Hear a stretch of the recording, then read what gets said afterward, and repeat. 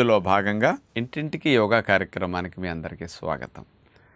ఉదయం పూట నిద్ర లేచిన వెంటనే నిద్రలో పట్టేసిన కండరాల్ని, నరాల్ని, జాయింట్స్ని, శరీరంలో అన్ని భాగాల్ని, ముడుచుకున్న రక్తనాళాల్ని ఇవన్నీ ఫ్రీ చేయటానికి, బాగా వ్యాకోచింప చేయటానికి, సళ్ళొదిలేటట్టు మజిల్స్ అన్ని రిలాక్స్ చేయటానికి వార్మింగ్ అప్ ఎక్సర్సైజెస్ బాగా పనికొస్తాయి.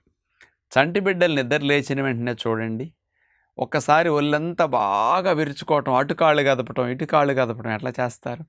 నిద్దట్లో అట్లా పట్టేసిన వాటిని వాళ్ళు తెలియకుండానే ఆ కదిపే వ్యాయామం.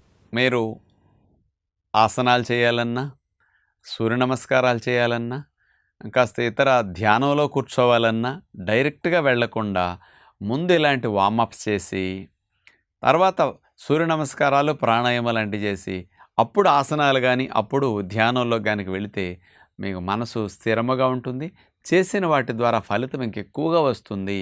బాడీకి వార్మప్ చేశాక ఆసనాలు చేస్తే బాడీ ఫ్లెక్సిబిలిటీ పెరుగుతుంది. మనం పడుకున్నప్పుడు రక్తనాళాలు కూడా అన్నీ ఇట్లా సంకోచిస్తాయి. రక్త ప్రసరణ వ్యవస్థ కూడా బాగా స్లో అయిపోతుంది నిద్దట్లో. అవన్నీ మళ్ళీ బాగా డబుల్ రోడ్లాగా వ్యాకోచించి రక్త ప్రసరణ అంతా కణకణానికి బాగా వెళ్ళి వ్యర్థాలు బయటకు బాగా పోవాలన్నా మరి రక్త ప్రసరణ యాక్టివ్గా చేయగలిగే మెకానిజం వార్మింగ్ అప్ ఎక్సర్సైజెస్.